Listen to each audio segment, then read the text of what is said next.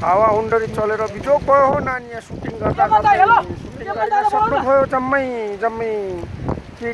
केटाहरू जम्मै गाडी हुँदै गएको छ अब बसिन सक्नु भयो अप्ठ्यारो भइगयो र सबैका सिँगार पत्ताहरू उडाइले आएको छ हाम्रो क्यामेराको लाइटहरू रिफ्लेक्टरहरू कता कता उडाइलग्यो अब त केही पो छैन बान्द्रेको माथि लाउने लुगा हरायो